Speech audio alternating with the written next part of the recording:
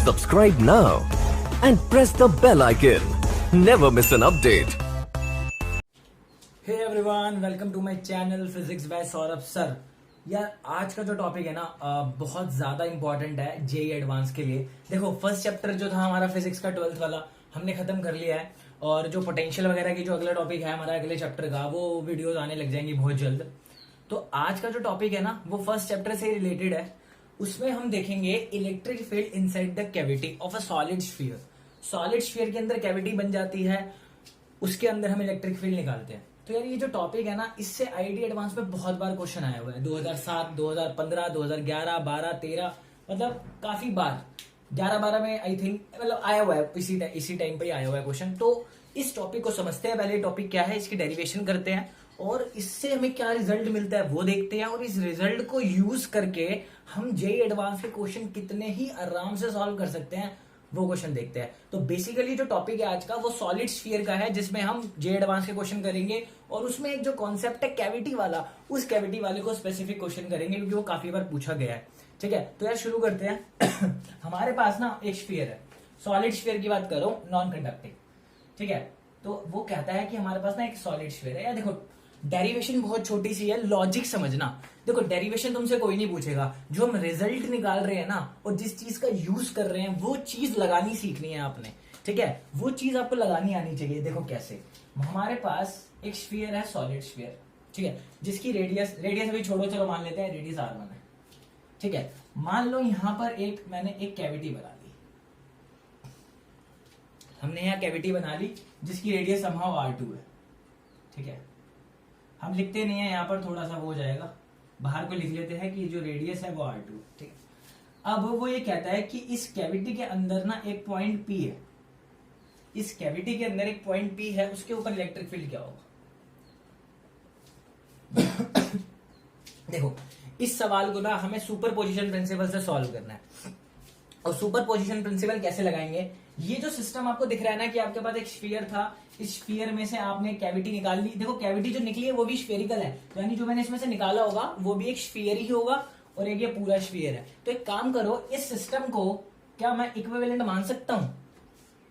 एक पूरा स्फीयर, ये जो कि पूरा स्फीयर है जिसकी रेडियस भाई R1 है, और प्लस एक छोटा स्फीयर जो मैंने यहां से निकाला है। एक बार फिर से, ये जो पूरा सिस्टम है जिसके अंदर कैविटी है, मैं इसको दो पार्ट में डिवाइड कर सकता हूँ। एक बड़ा स्फीयर जो मेरा जो पूरा स्फीयर है जिसके अंदर कोई कैविटी नहीं है, और जो स्फीयर जो मैंने कैविटी की फॉर्म में निकाला है। ठीक है, तो इसको मैं दो पार्ट में लिख सकता हूँ। इसकी जो सरफेस वॉल्यूम चार्ज डेंसिटी वो रो है, तो हमने इसको रो कंसिडर किया, और इसको माइनस रो कंसिडर करेंगे। सवाल यहीं पे आता है कि माइनस रो क्यों कंसिडर करेंगे। सोचो यार, प्लस रो माइनस रो जब एड अप होगा तो 0 दे देगा, इसका मतलब यह है कि न्यूट्रल। अब देखो हम इन दोनों का यूज कर कर इलेक्ट्रिक फील्ड कहां निकाल रहे हैं, कैविटी के अंदर। तो हम कंसीडर करेंगे कि कैविटी न्यूट्रल है, तो कैविटी इज न्यूट्रल।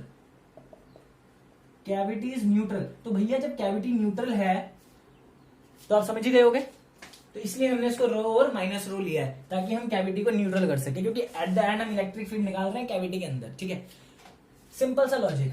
एक काम करना है हमें, सबसे पहले हमें वो यहां पे इसी को बना लो, ये हमारा पॉइंट P है। जैसे कि ये पॉइंट P है हमारा, तो स्फीयर पे वही पॉइंट P है। ठीक है, और अगेन इस छोटे के अंदर पॉइंट P कहां पर है, यहां पर, तो यहां पर पॉइंट P है। तो आपको करना कुछ नहीं है, पहले पूरा स्फीयर मानकर P पर इलेक्ट्रिक फील्ड निकाल लो। फिर इसको भी, जो छोटी कैविटी है, इसको भी पूरा स्फीयर मानकर उसी पॉइंट P पर इलेक्ट्रिक फील्ड निकाल लो। ठीक है, तो E1 निकाल लेते हैं, पहले वेक्टर फॉर्म में ही लिखेंगे। तो E1 निकालने के लिए क्या करेंगे, सेंटर से P पॉइंट तक हम एक R1 वेक्टर डिफाइन कर देंगे। ठीक है ना, वही डिस्टेंस जो हो गया, इसकी जरूरत नहीं। ठीक है, तो अब ध्यान रखना, सॉलिड स्फीयर के अंदर जब आप कोई इलेक्ट्रिक फील्ड निकालते हो उसका फॉर्मूला होता है ρr/3ε। इलेक्ट्रिक फील्ड का फॉर्मूला क्या होता है inside the solid sphere, ρr/3ε। Rho is volume charge density. तो इलेक्ट्रिक फील्ड अगर आप देखोगे, रो ये रहा, आर वेक्टर मैंने R1 वेक्टर डिफाइन किया, वेक्टर फॉर्म में लिख रहा हूं, एंड दिस इज 3ε। देखो यार कितना सिंपल था, ρr1/3ε। बहुत बढ़िया। अब जो ये E2 है, अब अगेन देखो ये जो E2 है, अब E2 निकालने के लिए मैं उसी के सेंटर से एक दूसरा वेक्टर डिफाइन करूंगा। डायरेक्शन जरूर बना देना इधर और इसकी इधर, तो इसको मैं R2 वेक्टर डिफाइन कर लूंगा। ठीक है। तो इसके लिए अब ये देखो, ये पॉइंट भी तो स्फीयर के अंदर है, वो कैविटी जो मैंने स्फेरिकल कैविटी में से जो स्फीयर निकाला उसके अंदर है। तो ये इसके लिए भी मैं क्या लिखूंगा, सेम फॉर्मूला, रो R2/3 चलो सर ये माइनस भी लगेगा क्योंकि इसकी रो माइनस है सर। दोनों इलेक्ट्रिक फील्ड मेरे पास आ गई। अब इसका क्या करना है, अब आपने एक सुपर पोजिशन प्रिंसिपल पढ़ा होगा। सुपर पोजिशन प्रिंसिपल क्या होता है कि एक पॉइंट पर अगर हमें इलेक्ट्रिक फील्ड या फोर्स निकालनी है तो वो जितने भी आसपास सिस्टम्स होते हैं उसका वेक्टर सम होता है ना, यही होता है सुपर पोजिशन प्रिंसिपल। तो मैंने कितने सिस्टम कंसीडर किए यहाँ पर, 1 और 2। तो एक और एक, इन दोनों की जो इलेक्ट्रिक फील्ड होगी उनका जो वेक्टर सम होगा वो यहाँ पर इलेक्ट्रिक फील्ड देगा। मैंने यहाँ पर एक R2 वेक्टर भी डिफाइन किया ना यहाँ से, बहुत बढ़िया, ठीक है। तो इन दोनों को जब ऐड करूंगा तो क्या आएगा, रो को मैं कॉमन ले लेता हूं, यहां क्या बचेगा R1 माइनस R2 अपॉन 3 ठीक है। हमारा ये रिजल्टेंट इलेक्ट्रिक फील्ड आ गई इनसाइड द कैविटी, दोनों का वेक्टर सम हो गया। ये वेक्टर सम है बिल्कुल, क्योंकि मैंने वेक्टर की फॉर्म में इलेक्ट्रिक फील्ड लिखी थी, वेक्टर डिफाइन किया था, ठीक है। तो ये आ गया रो R1 माइनस R2/3। अगर आप ध्यान से देखोगे, ये देखो एक वेक्टर जा रहा है R1 से O से हमारे सेंटर से P तक, जिसको वेक्टर मैंने R1 लिया है, और एक जा रहा है O' जो कि हमारा कैविटी का सेंटर था, वहां से P पॉइंट तक, मतलब O से P तक R1 माना मैंने और O' से P तक मैंने R2 माना, है ना। लेकिन अगर मैं O को O' से जोड़ दूं, O को O' से जोड़ दूं,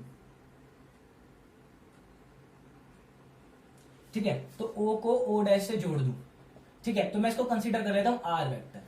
तो अगर आप ध्यान से देखोगे, यहां हम ट्रायंगल लॉ अप्लाई कर सकते हैं, या हम ट्रायंगल लॉ अप्लाई करेंगे in the direction of O to O', और मैंने एक R वेक्टर डिफाइन कर दिया O से O' की तरफ, जिसको मैंने R वेक्टर बोला है। तो हम अगर मैं इस फिगर को यहां बना दूं बड़ा करके, तो यहां पे है आपका R1, ठीक है, और ये रहा आपका O', ये है आपका P, और ये आपका O', ये मैंने डिफाइन किया R वेक्टर। तो यार ट्रायंगल ऑफ वेक्टर एडिशन क्या लिखा है, देखो कैसे लिखेंगे, जो सेम डायरेक्शन में उनको साथ लिख दो, R vector plus R2 vector, R vector plus R2 vector. अब ये अपोजिट आ रहा है तो उसको अपोजिट में लिख देंगे R1 वेक्टर। तो R वेक्टर की वैल्यू क्या आ रही है, R1 vector minus R2 vector. तो देखो R1 माइनस R2 वेक्टर की वैल्यू क्या आ रही है, R वेक्टर। तो इसमें यहां पुट कर दो रो R वेक्टर बाय 3 ठीक है। एक बार फिर से देख लो यार, कुछ नहीं किया, स्फीयर लिया, स्फीयर को दो हमने डिस्ट्रीब्यूशन ले ली, एक पूरा स्फीयर और एक जो कैविटी से स्फीयर निकला है वो, ठीक है। इसके सेंटर को O बोल दिया, उसके सेंटर को O' बोल दिया, ठीक है।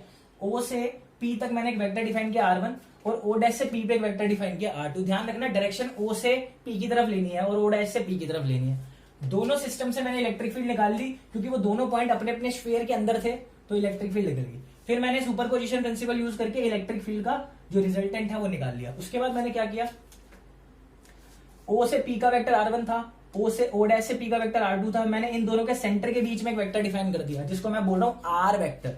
अब आप ट्रायंगल लगाना जानते हो, R प्लस R2, ये अपोजिट में है तो R1 इक्वल टू में लिख दिया।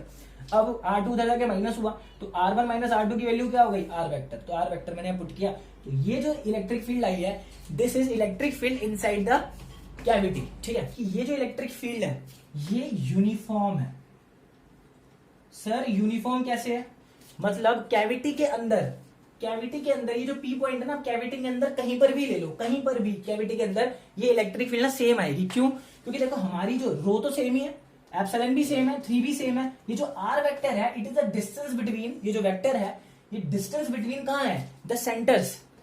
ये बड़े स्फीयर का सेंटर और O' क्या है हमारा, छोटे स्फीयर का सेंटर। तो ये जो डिस्टेंस है हमेशा कांस्टेंट रहेगा, कभी चेंज हो सकता है क्या, क्योंकि कैविटी तो वही बनी हुई है ना, कैविटी तो नहीं बदल रही, तो पॉइंट बदल रहा है बार बार। तो जब भी आप पॉइंट यहां ले लो, कैविटी के अंदर यहां ले लो, चाहे कहीं भी ले लो कैविटी के अंदर, आपका आंसर यही आएगा। आप करके बेशक होमवर्क में आप करके देखना, सेम डेरिवेशन करना यार, पॉइंट कहीं पे भी ले लो, वो R1 माइनस R2 हमेशा R वेक्टर ही हो जाएगा। और R वेक्टर क्या है हमारा, O', मतलब the distance between the centres. याद रखना किस पे डिपेंड कर रही है हमारी electric field, the distance between the centres, ठीक है, जो कि कभी बदलने वाला नहीं है, क्योंकि कैविटी तो वहीं रहने वाली है, ठीक है। अब आप कहोगे इसका क्या काम, इसका काम यह है कि इसी से, सिर्फ इसी पार्ट से IIT 2007 में सबसे पहला क्वेश्चन देखो क्या पूछा उसने सिंपल ये पूछा कि आपके पास एक स्फेरिकल कैविटी, स्फेयर के अंदर कैविटी है, तो उसकी इलेक्ट्रिक फील्ड कैसी होगी? First option non uniform, second option zero, third में उसने पूछा जीरो एट द सेंटर, और चौथे ऑप्शन में बोला उसने यूनिफॉर्म एंड नॉन जीरो। तो आंसर क्या होना चाहिए था? Uniform and non zero. देखो जीरो भी नहीं है और यूनिफॉर्म भी है, तो आंसर हो जाएगा जो इलेक्ट्रिक फील्ड होती है कैविटी के अंदर वो होती है यूनिफॉर्म एंड नॉन जीरो। तो देख रहे हो यार, बेशक आंसर आपको याद हो जाएगा, कोई बड़ी बात नहीं है, सिंपल ही है, वो पहले भी याद ही था, रो आर बाय 3 एप्सिलॉन, ठीक है। And R is the vector between O to O dash, ठीक है। अब आप ध्यान से देखो, ये जो मैंने जो मेथड यूज किया है ना यार, सुपरपोजिशन वाला, दो सिस्टम को बांट कर, इस मेथड पे फोकस करना है, क्योंकि इस मेथड से रिलेटेड उसने 2000, इसके बाद 2000 अभी मैं कराऊंगा 8 या 9 10 में एक सवाल ऐसे ही पूछ लिया है, ठीक है। अभी हम करेंगे वो सवाल को। तो बेसिकली ये ध्यान रखना जो इलेक्ट्रिक फील्ड है वो किस पे डिपेंड करती है?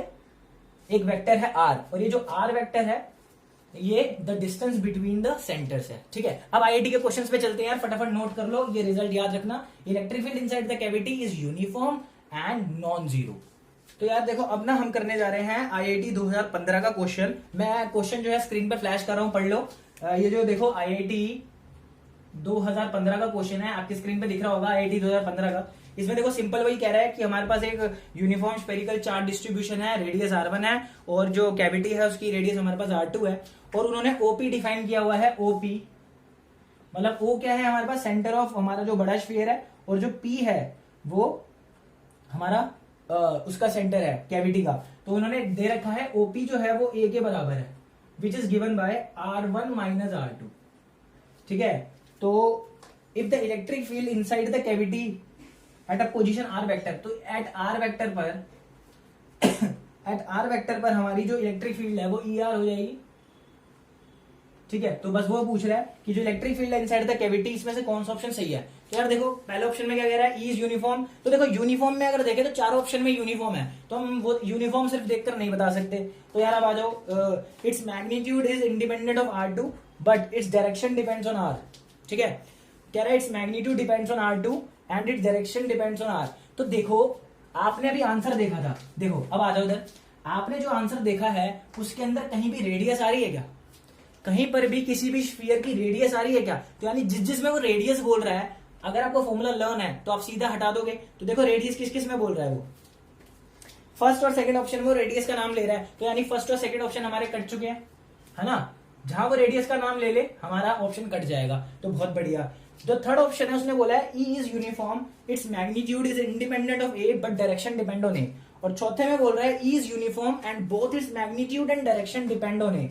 तो देखो अगर अपने आंसर को देखोगे तो देखो ये जो आर वेक्टर था ये ओ से ओ डैश की तरफ था, अगर मैं इसका मैग्नीट्यूड लूंगा तब भी वो आर वेक्टर पे डिपेंड करेगा। कैसे? The distance between the centres. और अगर मैं इसका वेक्टर देखूं तो भी आर वेक्टर उसमें आ रहा है, देखो। और आर वेक्टर की डायरेक्शन क्या है? From O to O dash, from the centre of the sphere to the centre of the cavity, ठीक है। तो यानी ये जो आर वेक्टर है, हमारी जो इलेक्ट्रिक फील्ड है वो आर के मैग्नीट्यूड पे भी डिपेंड कर रही है और उसकी डायरेक्शन पे भी डिपेंड कर रही है। तो fourth option is correct. Note करो, और ये जो क्वेश्चन था उसको लिख करके इसको कर लेना। अब हम चलते हैं नेक्स्ट क्वेश्चन की तरफ। तो यार देखो अगला जो हमारा क्वेश्चन है वो है आईआईटी 2012 में आया हुआ है। तो देखो आईआईटी 2012 में उसने क्या पूछा, इस बार भी उसने कैविटी का सवाल दिया है, लेकिन इस बार थोड़ा सा उसने चेंज कर दिया। देखो उसने हमारे को एक सिलेंडर दिया है, मैं क्वेश्चन फ्लैश कर रहा हूं स्क्रीन पर, आप देख लो। क्वेश्चन क्या है? हमारे पास एक सिलेंडर है जिसकी रेडियस हमारे पास आर दी हुई है, सिलेंडर दे रखा है हमारे पास जिसकी रेडियस हमें आर दी हुई है, और उसका जो उसके अंदर एक स्फेरिकल कैविटी है जिसकी रेडियस r/2 है, जिसकी रेडियस r/2 है। तो सेंटर से 2r डिस्टेंस पर हमें इलेक्ट्रिक फील्ड निकालनी है, ठीक है। तो इलेक्ट्रिक फील्ड जो है उसने दे रखी है हमें 23 ρr upon 16k epsilon not. देखो तो आपने क्वेश्चन पढ़ लिया होगा, एक बार मैं फिर से समझा देता हूं आपको। देखो एक सिलेंडर दे रखा है जिसकी रेडियस r है, और उसके बिल्कुल एक्सिस के हाफ बिल्कुल सिमेट्री में एक स्फीयर रखा हुआ है जिसकी रेडियस r/2 है। स्फीयर का सेंटर जो है वो उसके एक्सिस पे ही लाई कर रहा है, ठीक है ना। उसके सेंटर से 2r डिस्टेंस पर इलेक्ट्रिक फील्ड दे रखी है 23 ρr 16k एप्सिलॉन नॉट। तो पूछ रहा है k की वैल्यू क्या होगी, ठीक है। तो देखो सवाल वैसे ही करना है जो अभी हमने स्फेरिकल, मैंने क्या कहा था कि कॉन्सेप्ट पे फोकस करना है, सुपर पोजिशन प्रिंसिपल यूज करना है। तो इसमें भी हम सुपर पोजिशन प्रिंसिपल यूज करते हैं। अगर मैं इसको ऐसे मान लू कि ये पूरा सिलेंडर है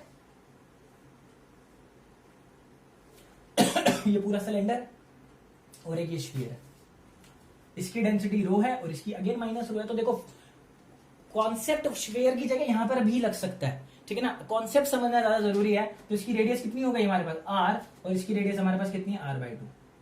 तो यार देखो अब हम बात कर रहे हैं r/2r डिस्टेंस पे इलेक्ट्रिक फील्ड निकालते हैं। तो इसकी इलेक्ट्रिक फील्ड E1 हो जाएगी और इसकी इलेक्ट्रिक फील्ड E2 हो जाएगी। तो हम पहले E1 निकाल लेते हैं। तो इस सिलेंडर की वजह से सेंटर से 2r डिस्टेंस पर इलेक्ट्रिक फील्ड क्या होगी। तो यार देखो मैं जो फॉर्मूला यूज करने जा रहा हूं ना वो मैंने पिछली वीडियो में ड्राइव करवा रखा है कि जो सॉलिड सिलेंडर होता है उसके r डिस्टेंस पर इलेक्ट्रिक फील्ड कितनी होती है आउटसाइड। तो आप अगर फॉर्मूला डायरेक्ट यूज कर रहे हो नहीं समझ में आया तो इसकी डेरिवेशन देख लेना, फॉर्मूला कहां से आया पता चल जाएगा। तो जो इलेक्ट्रिक फील्ड होती है सेंटर के बाहर वो होती है रो r² upon 2 epsilon not r, ठीक है। तो r होती है जो कैपिटल R है वो रेडियस है और ये जो r होता है स्मॉल r ये डिस्टेंस होता है, ठीक है। होप करता हूं क्लियर हो गया होगा। तो इलेक्ट्रिक फील्ड 1 कहते हैं इसे। तो रो मैंने इसको रो ही माना है r रेडियस r ही है अपॉन 2 जो r है जो डिस्टेंस है वो 2r है। तो 2r जब यहां पुट करूंगा तो 2 2 4r हो जाएगा, ये 2 पहले से है और ये 2r डालूंगा तो 4r हो जाएगा, 4r एप्सिलॉन नॉट। ये आ गई हमारी इलेक्ट्रिक फील्ड 1, ठीक है। सिमिलरली इलेक्ट्रिक फील्ड 2 निकालेंगे, इलेक्ट्रिक फील्ड 2 निकालेंगे। तो जो इलेक्ट्रिक फील्ड 2 होगी, अब ये जो स्फीयर है इसके सेंटर से कहां है, अगेन 2r डिस्टेंस पे है, देखो ना 2r भी तो है, तो 2r पे निकाल लो। अब स्फीयर जो सॉलिड स्फीयर के बाहर जो इलेक्ट्रिक फील्ड होती है उसका फॉर्मूला लिखना है हमें। अगर रो के टर्म्स में लिखूं, वैसे होती वो पॉइंट चार्ज जैसी है k3/r², लेकिन रो के टर्म्स में होती है रो r³ upon 3 epsilon not r²। Again r is radius and r small r is the distance. तो यहाँ पे थोड़ा सा लॉजिक है, देखो यहाँ पे गलती मत करना। यहाँ पे ये फॉर्मूला जो है रेडियस r के लिए है, लेकिन यहाँ जो रेडियस है वो r/2 है। तो यहाँ पे r की जगह आपको क्या पुट करना है, r/2 upon 3 epsilon not, radius की जगह जो r डिस्टेंस है कितना है 2r है, बहुत बढ़िया पुट कर दो यार। अब तो सिंपल मैथमेटिक्स लगा ही लोगे। तो दिस इज रो r³ देखो 2 2 4 2 8, 2 का क्यूब 8 होता है, 8 3 24 और 24 को 2 2 4 हो जाएगा ये, तो 24 4 96 एप्सिलॉन नॉट r²। ठीक है सर मजा ही आ गया, ये हो गया। तो आंसर आ जाएगा रो r/96 एप्सिलॉन नॉट, ठीक है। तो ये इलेक्ट्रिक फील्ड बना, इलेक्ट्रिक फील्ड आ गई है। तो अब हम इलेक्ट्रिक फील्ड जो है रिजल्टेंट वाली निकालेंगे। तो रिजल्टेंट वाली क्या होगी, इसके लिए हमने रो को माइनस लगाना है क्योंकि इसका रो माइनस है, ठीक है। तो अब इसकी इलेक्ट्रिक फील्ड कहां होगी, तो करते हैं फॉर्मूला। तो क्या करना है, रो r/4r एप्सिलॉन नॉट। डायरेक्शन की टेंशन मत लेना क्योंकि डायरेक्शन नहीं दी हुई है। डायरेक्शन का मतलब उसने कुछ नहीं पूछा, तो डायरेक्शन को मतलब तो रो r/4r एप्सिलॉन नॉट माइनस, क्योंकि यहाँ माइनस है, बिल्कुल पिछली बार की तरह है जो हमने स्फेरिकल कैविटी में किया था, उसकी निकाल के माइनस किया था। सिंपल यहाँ पे भी हम माइनस ही कर रहे हैं, er/4r epsilon naught and this is rho r/96 epsilon naught, ठीक है। यहाँ पर r क्यों बच गया, यहाँ पे काट देते हैं इसको, तो यहाँ पर, ठीक है। अब आप इसको माइनस करना तो जानते होंगे, बेसिक मैथमेटिक्स है। तो ले लो यार रो r/4 एप्सिलॉन नॉट कॉमन ले लो, क्या बचेगा 1 माइनस 1/24, यहाँ कॉमन बचेगा, ठीक है। तो मैं थोड़ा सा यहाँ रब कर रहा हूं। अब आप इसका एलसीएम ले लो, तो आंसर क्या आ रहा है मेरे पास, रो r/ देखो 24, अब एलसीएम लोगे 23/24 आएगा, 24 4 96, तो 23/96 रो r/k। k कहां से आया, अच्छा k तो हमें चाहिए, रो r23। देखो इलेक्ट्रिक फील्ड ये आ रही है।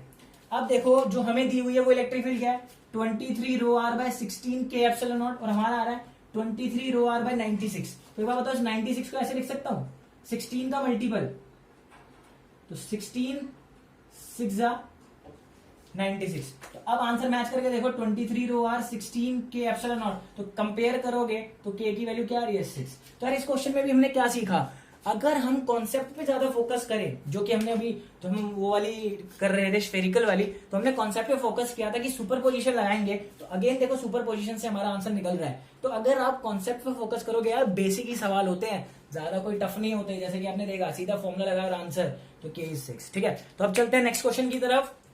तो यार देखो अब ना एक क्वेश्चन देख लो, IIT 2013 में आया हुआ है, क्वेश्चन स्क्रीन पे फ्लैश कर रहा हूं, देख लो यार। देखो क्वेश्चन में क्या कह रहा है, स्क्रीन पे दिख रहा होगा, हमारे पास दो स्फीयर्स हैं नॉन कंडक्टिंग पूरे सॉलिड, जिसकी एक की रेडियस r बोल रहा है, दूसरे की रेडियस 2r बोल रहा है, एक की डेंसिटी ρ1 है, एक की डेंसिटी ρ2 है। तो वो पूछ रहा है कि जो छोटे वाला स्फीयर है उसके सेंटर से 2r डिस्टेंस पर इलेक्ट्रिक फील्ड 0 हो जाती है, तो ρ1 अपॉन ρ2 का रेशो बताओ। ठीक है, ऑप्शन दिख रहे हैं, ये MSQS में दो ऑप्शन करेक्ट होंगे। तो अब आ जाओ यहाँ पर, सवाल देखो यार, देखो सवाल क्या है, मैं रिकॉर्ड कर रहा था यार, वो रिकॉर्ड हुआ ही नहीं और वो रह गया, तो दोबारा शूट करना पड़ रहा है।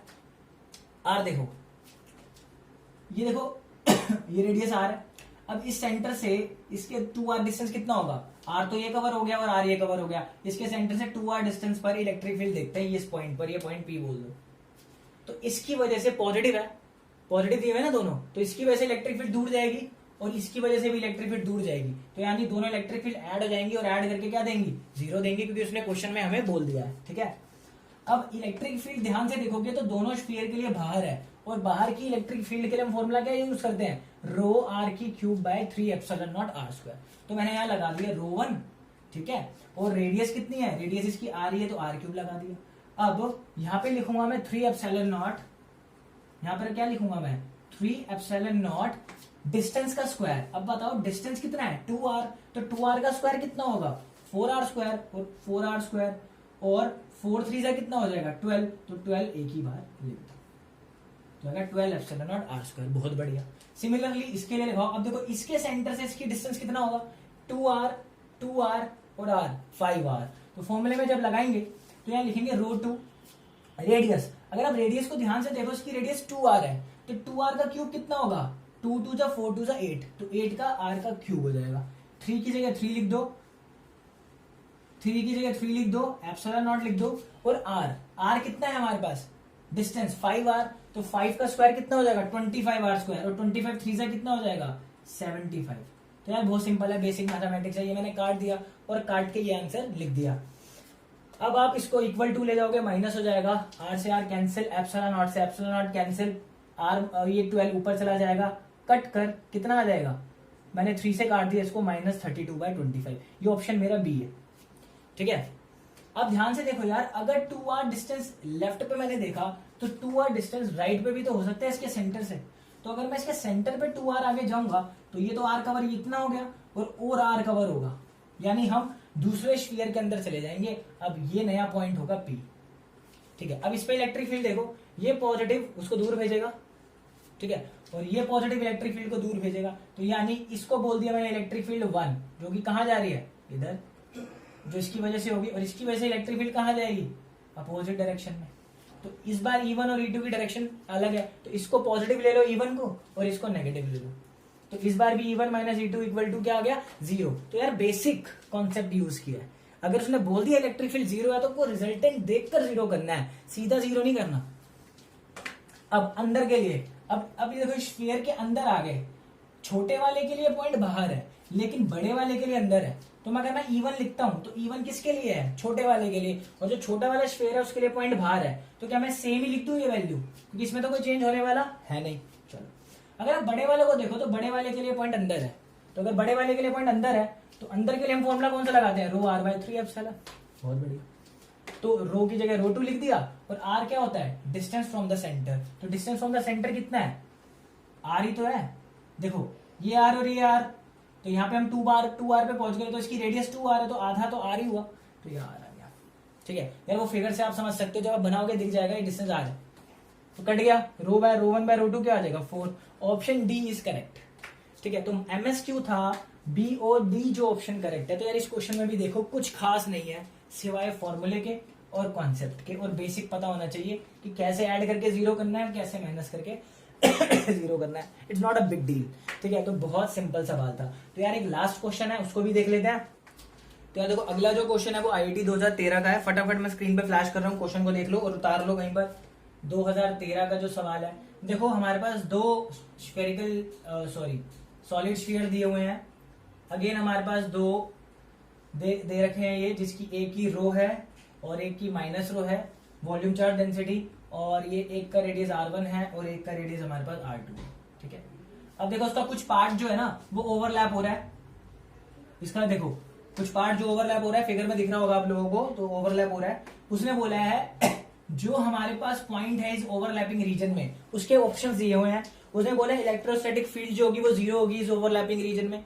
दूसरे में बोल रहा है पोटेंशियल इस कांस्टेंट होगा, इलेक्ट्रिक फील्ड कांस्टेंट होगी मैग्नीट्यूड में, और बोल रहा है इलेक्ट्रिक फील्ड की सेम डायरेक्शन होगी। ये सारी बातें वो कहां के लिए कर रहा है? ये सारी बातें वो कर रहा है, अब आ जाओ यहां पर, सारी बातें जो वो कर रहा है अंदर पॉइंट के लिए कर रहा है। इस जो ओवरलैपिंग जो पॉइंट वो रीजन है उसके अंदर किसी एक पॉइंट के लिए बोल रहा है, वो जो उसने 4 ऑप्शन बोले हैं। जब क्वेश्चन फ्लैश करूं तो देख लिया करो और उसको उतार लिया करो कहीं पर। तो देखो ये ओवरलैपिंग रीजन है, मैं यहां पर एक कहीं पर भी एक पॉइंट ले लेता हूं। ठीक है, तो इसके सेंटर से अगेन वही काम करना है, एक वेक्टर डिफाइन कर दो। अब ये कैविटी का क्वेश्चन नहीं है लेकिन काफी हद तक कॉन्सेप्ट वही लगना है। तो ये हो गया R1 वेक्टर, कोई दिक्कत? बहुत बढ़िया। और यहां से एक वेक्टर डिफाइन कर दो, अगेन सेंटर से पॉइंट की तरफ होता है वेक्टर डिफाइन, तो ये हो गया हमारा R2। तो दो वेक्टर हमने डिफाइन कर लिए। अब अगर आप ध्यान से देखोगे तो ये जो पॉइंट है ये स्फीयर के अंदर है, और स्फीयर के अंदर जो इलेक्ट्रिक फील्ड होती है वो मैंने आपको सिखा रखी है। हम क्या लिखते हैं, इलेक्ट्रिक फील्ड 1 अगर लिखूंगा तो क्या लिखूंगा, रो R1/3 एप्सिलॉन। और E2 के लिए क्या लिखूंगा, रो R2/3 एप्सिलॉन। ये भी हमने किया है, इलेक्ट्रिक फील्ड इनसाइड होती है। अगर आप ध्यान से देखो तो ये दो सिस्टम है अगेन, तो अगेन हम क्या लगाएंगे, सुपर पोजिशन प्रिंसिपल लगाएंगे, अगेन वही वाला, या माइनस आ जाएगा। तो इलेक्ट्रिक फील्ड जो होगी वो क्या होगी, रो को कॉमन ले लिया बाय 3 एप्सिलॉन नॉट को कॉमन ले लिया, क्या बचेगा, R1 माइनस R2। ठीक है, तो ये इतना हो गया हमारा। लेकिन अगर आप ध्यान से देखोगे, अगर मैं इस फिगर को यहां बना दूं तो ये R1 वेक्टर है और ये R2 वेक्टर है। ध्यान रखना हमेशा सेंटर से पॉइंट की तरफ डायरेक्ट करते हैं। और यहां पर अगर मैं एक R वेक्टर ले लूं तो देखो ट्रायंगल के अकॉर्डिंग क्या लिखेंगे, R vector plus R2 vector equal to में जो अपोजिट आ रहा है वो R1 वेक्टर। तो R वेक्टर की वैल्यू क्या हो जाएगी, R1 vector minus R2 vector. और R वेक्टर को कहां पुट कर देंगे, देखो R1 माइनस R2 की वैल्यू, तो इलेक्ट्रिक फील्ड क्या आ जाएगा, रो R/3 एप्सिलॉन नॉट। तो अब देखो इस रिजल्ट से ही आपको ऑप्शन का पता लगाना है। अगर आप देखो ध्यान से, ये R तो कभी चेंज नहीं होने वाला। अगर आप किसी भी पॉइंट पर ये पॉइंट ले लो, होमवर्क में करना, यहां पॉइंट लेके करना, तब भी आंसर सेम ही आएगा। और R अगर मैग्नीट्यूड देखोगे तो भाई साहब सेम ही रहने वाला है। तो यानी मैग्नीट्यूड क्या रहने वाला है इसका, अगेन सेम रहने वाला है। तो हर पॉइंट के लिए उसने ये पूछा ना, हर पॉइंट फॉर इनसाइड के हर पॉइंट के लिए जो मैग्नीट्यूड है वो भी सेम रहेगा और डायरेक्शन भी सेम ही रहेगी। भाई डायरेक्शन क्यों चेंज रहेगी, पॉइंट कहीं भी लो डायरेक्शन इधर ही रहेगी, तो डायरेक्शन भी सेम ही रहेगी। तो अगर आप मैंने जो क्वेश्चन फ्लैश किया था उसमें जाके देखोगे तो ऑप्शन सी और ऑप्शन डी हमारा सही है। ऑप्शन ए में बोल रहा है इलेक्ट्रिक फील्ड 0, वो तो हो ही नहीं सकता, इलेक्ट्रिक फील्ड 0 है ही नहीं। ठीक है ना, और उसने शायद पोटेंशियल का कांस्टेंट बोला है, पोटेंशियल कांस्टेंट, तो पोटेंशियल कांस्टेंट भी नहीं है। क्योंकि देखो पोटेंशियल का फॉर्मूला होता है E equal to del V by del X. E क्या होता है, E का जो फॉर्मूला होता है वो minus del V by del X. ये डेल जो होता है भी पढ़ाऊंगा, जो पोटेंशियल पढ़ाऊंगा अभी इसको डिफरेंशिएशन की तरह समझो। तो जो डिफरेंशिएशन होगा V का x के रिस्पेक्ट में या फिर किसी भी डिस्टेंस के रिस्पेक्ट में, तो मुझे E मिलेगा ना। अगर उसने पोटेंशियल को कांस्टेंट बोल दिया तो पोटेंशियल को यहाँ कांस्टेंट रखूंगा तो इलेक्ट्रिक फील्ड तो 0 आ गया। अगेन भैया इलेक्ट्रिक फील्ड हमारी 0 नहीं है, क्योंकि कांस्टेंट होता पोटेंशियल तो कांस्टेंट का डेरिवेटिव 0 होता है, तो E 0 हो गया। तो अगेन हमारे पास जो ऑप्शन ए बी तो वो गलत है, तो हमारा जो ऑप्शन सी और डी सही है। तो यार देखो हमने क्वेश्चंस किए, अगर हमने कॉन्सेप्ट पे फोकस किया तो देखो कितनी आसानी से हमारे जो सवाल तय हो गए, इवन आईटी एडवांस के भी। तो बहुत ज्यादा हाई लेवल जिसे कहोगे बहुत ही ज्यादा मुश्किल होता है ऐसा नहीं है, वो बेसिकली फोकस करते हैं बेसिक्स पे। ठीक है ना, तो बेसिक स्ट्रॉन्ग होगा, फॉर्मूला लर्न होगा, बड़े आराम से क्वेश्चन होगा। और देखो कॉन्सेप्ट ये कितनी बार यूज हो चुका है। ठीक है ना, तो मैं होप करता हूँ यार, मैं कोशिश करूंगा ज्यादा से ज्यादा क्वेश्चन लाऊं तुम्हारे लिए आईआईटी के, आईपीएमटी, एम्स के, ताकि तुम्हें और ज्यादा नॉलेज मिले और तुम और ज्यादा अचीव कर पाओ एग्जाम के अंदर। ठीक है, तो पोटेंशियल वगैरह की जो वीडियोस हैं, मतलब जो चैप्टर्स की वीडियो वो भी चलती रहेंगी और क्वेश्चंस की वीडियोस भी चलती रहेंगी।